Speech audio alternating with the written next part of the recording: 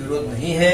सब लोगों ने खुल के सामने आके कोऑपरेशन किया है। जैसे अभी आमदार साहब की आपने इन्होंने बात की, आमदार साहब ने खुद अपने हाथ से उनके जो सगे संबंधी थे उनका भी घर तोड़ने के लिए बोला है कि ये रास्ता वाइडनिंग करना जरूरी है शहर का। अभी अपने को और अगर 25 साल इस शहर में रहना है तो रास्ता अगर नहीं बनाएंगे तो कैसे रहेंगे?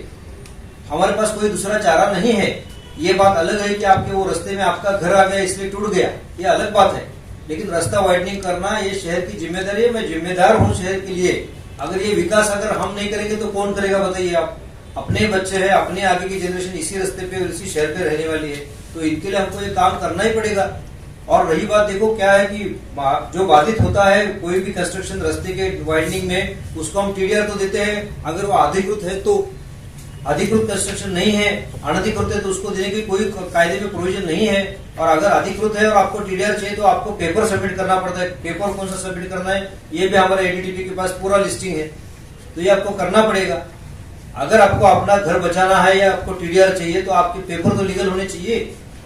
और लीगल होने के बावजूद, अधिकृत होने के बावजूद भी अगर डीपी के प्लान के हिसाब से अगर रास्ते उधर जा रहा है और रास्ते में कोई कंस्ट्रक्शन आ रहा है तो हम उसको तोड़ना पड़ता है। हमको सिर्फ हम उसको टीडीआर देते हैं, पंचनामा देते हैं, सभी कायदे से प्रोसीजर करते हैं ताकि उसका नुकसान न हो। वो शहर के लिए अपना घर दे रहा है, आप समझेंगे।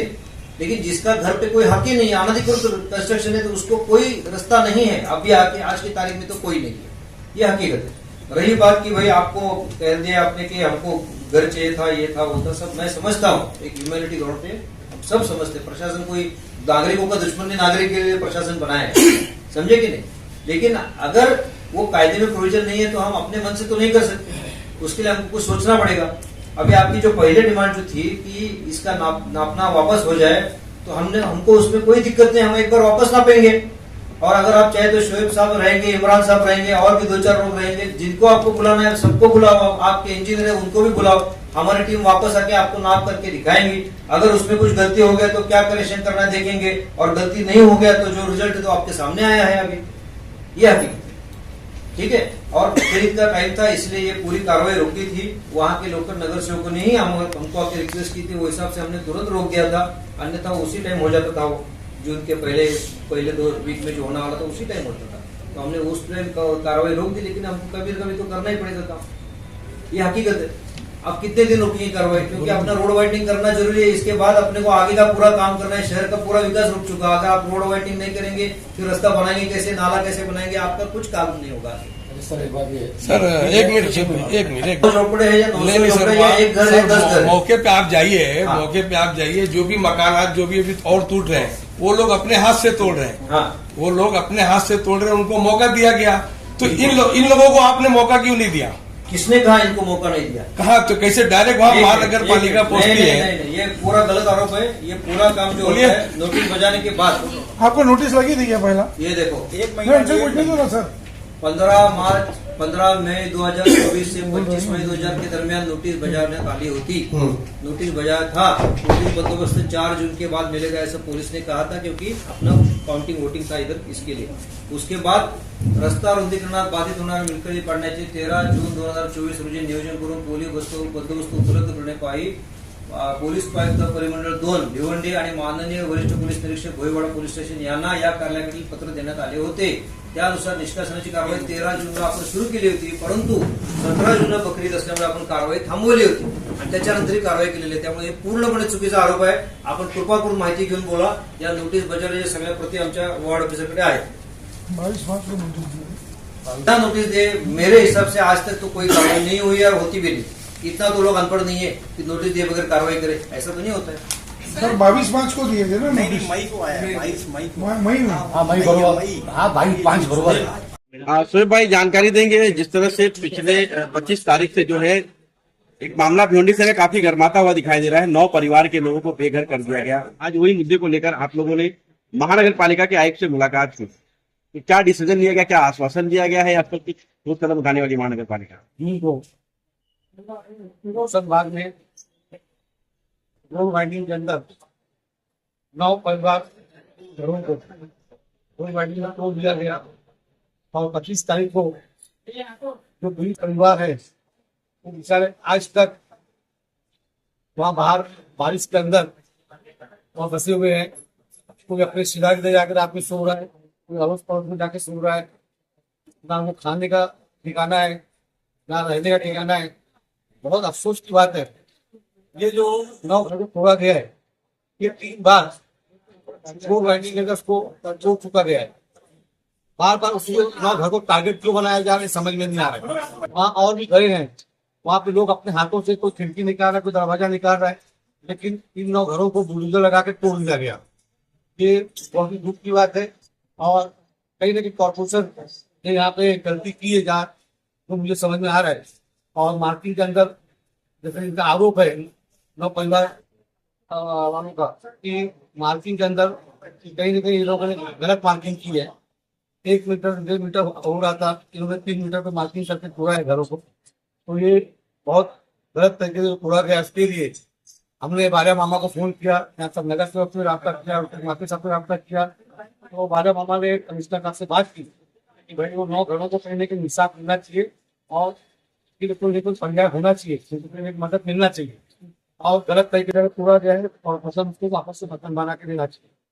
तो हमने कमिश्नर को इतवार बंद होने की वजह से हमारा रब्ता नहीं हो पाया। आज दोपहर में 3 बजे कमिश्नर साहब से हमारी मीटिंग हुई, इसमें सब लेबर से यहाँ पे इमरान भाई है, अहमद भाई है, महबूब भाई है, मंत्री साहब है और बाकी सब सभी पार्टी के नगर सेवक थे यहाँ पे। और कमिश्नर साहब से बात की तो सबसे पहले मांगनी हमने एक की है कि जो मार्किंग हुई है कैसे वहाँ पे विजिट किया जाए और कुछ चेक किया जाए सही हुई है कि गलत हुई है। और मार्किंग के लिए उन्होंने 4 तारीख हमको टाइम दिया है, क्योंकि अभी आचार संहिता भी है और दूसरी बात है अधिवेशन भी चालू है, तो इंजीनियर हो सकता है यहाँ पे रहने नहीं। तो 4 तारीख को वापस से वहाँ विजिट करेंगे और मार्किंग में वापस इंशाल्लाह चेक करेंगे। और उसके बाद अल्लाह न करे उनका घर जाता है उसके अंदर भी, तो हमारी पूरी कोशिश रहेगी कि उनको कहीं ना कहीं इंसाफ मिलना चाहिए और जो भी मदद कॉर्पोरेशन से मिल सके वो मिलना चाहिए। और उसके अलावा हमारे से जो मदद हो सकती है वो इंशाल्लाह हम पूरी कोशिश करेंगे मदद करने की। और इसमें मैं एक ही चीज बोलना चाहूंगा कि मीडिया के थ्रू हम देख रहे थे जो वहाँ के आ रहे थे, इसी मजलूम से आप खेलिए मत, खास में सियासत मत करिए।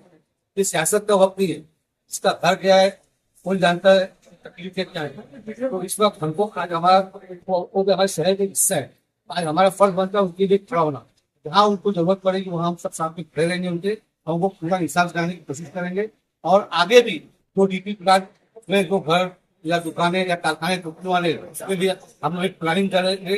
अभी हमारे कमिश्नर साहब से बात की है, वो 5 तारीख के बाद एक कमेटी बनाएंगे, उसके लिए भी क्या प्लान होना चाहिए, इसका नुकसान नहीं हो उसके लिए भी इंशाल्लाह तुम लोग रास्ता निकालेंगे। लेकिन अभी जो 9 परिवार के लोग अभी फिलहाल देखा जाए 4 तारीख के बाद जो है उसका डिसीजन लिया जाएगा। अभी 4 तारीख तक की उनके लिए पर्याय मार्ग क्या निकाला गया है? क्या वो अभी इसी तरह रोड पर ही रहने वाले या उनके लिए कुछ व्यवस्था की गई है? देखिए व्यवस्था के लिए वहाँ पे अड़ोस पड़ोस वाले ने भी किया है, और लेकिन वो वहाँ छोड़ के जाना नहीं चाहते।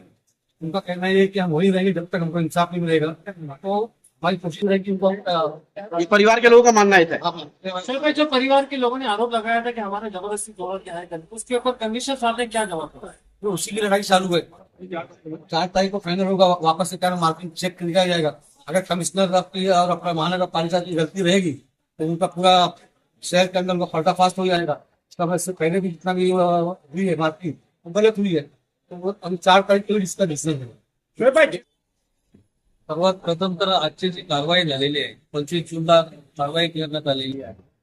खरं तर रोड वायडिंग असो किंवा अनधिकृत बांधकामांवर कारवाई असू दे, एक मानवतेच्या दृष्टीने नियम झालेला आहे की पावसाळ्यामध्ये कुठल्याही राहत्या घरावर कारवाई होऊ नये, तर त्यामध्ये राहणाऱ्या माणसांना त्या ठिकाणी अडचणी निर्माण होऊ नये अशा प्रकारची एक परंपरा आहे। पावसाळ्यात आपण कुठल्याही प्रकारची तोडण्याची मोहीम किंवा तोडण्याची त्या ठिकाणी कारवाई करत नाही, परंतु या ठिकाणी तशा पद्धतीची कारवाई केलेली आहे। आणि त्या कारवाईमध्ये 9 घरं जी आहेत बाधित होऊन त्या 9 घरांमध्ये राहणारी अनेक लोक आहेत, त्या लोकांना आज बेघर व्हावं लागलेलं आहे। आणि असं असताना खरं तर कॉर्पोरेशनने ही संपूर्णतः जबाबदारी घेऊन प्रथमतः या कारवाईच चुकीची कारवाई झालेली आहे, ही कारवाई होऊच नये। आणि राहिला विकासाला कुठल्याही प्रकारचा आमचा कुणाचाच, माजी नगरसेवक असतील, या ठिकाणचे लोकप्रतिनिधी असतील, या कुणाचाच विकासाला कुठल्याही प्रकारचा अडथळा किंवा विकासाला विरोध नाही, तर विकास झालाच पाहिजे। परंतु काही नियम आहेत, काही गोष्टी अशा आहेत की त्या वेळेत केल्या पाहिजेत, तशा पद्धतीने महापालिकेने करावं। आणि ज्या काही रोड वाढीच्या मार्जिंग आहेत त्या मार्जिन मध्ये सेंटर पॉईंट वापरून त्या ठिकाणी त्याला सेंटर पॉईंट नंतरच दोन्ही बाजूला सेम समान अशा पद्धतीचं त्या ठिकाणी रोड वायडिंगचं मार्किंग केल्या पाहिजे. मार्किंग साईड व्हिजिट त्या ठिकाणी इंजिनियर लोकांनी कधी केल्या पाहिजे. पण बऱ्याचशा रस्त्यांमध्ये ह्या अडचणी आपल्याला पाहायला मिळाल्या आहेत.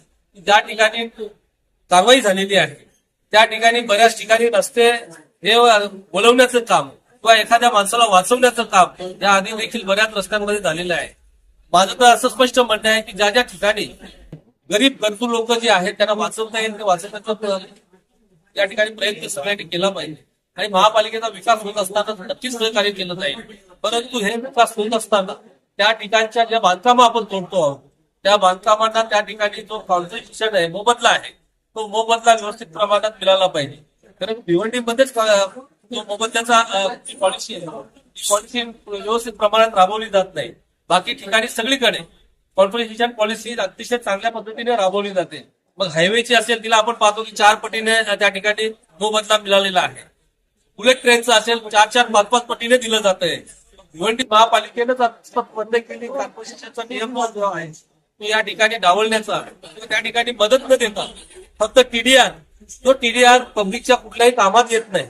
ज्या टीडीआरला कोणी फारसं विकत देखील घेत नाही त्या टीडीआरच्या माध्यमातून फक्त लोकांच्या तोंडाला पाणी पुसण्याचं काम महापालिकेकडून होतंय. म्हणून ही प्रथमतः टीडीआरची पॉलिसी किंवा कॉर्पोरेशनची पॉलिसी जी आहे ही बदलण्याचं काम केलं पाहिजे.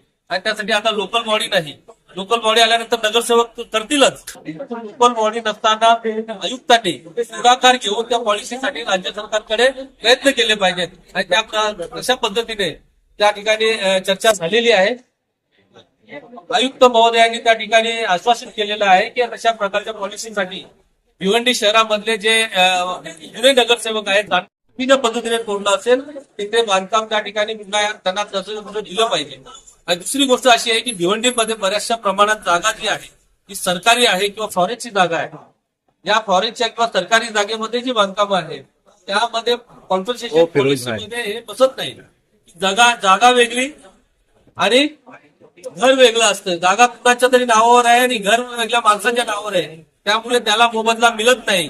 किंवा ज्याचं घर असेल तो वर्षानुवर्ष त्या ठिकाणी राहतोय, अनेक वर्षाची घरपट्टी भरतो, पाणीपट्टी भरतोय, त्याला त्याच्या घराचा मोबदला मिळाला पाहिजे. अशा प्रकारची मागणी आज आम्ही आयुक्तांकडे केलेली आहे. निश्चितच त्यामध्ये ते सगळ्यांचा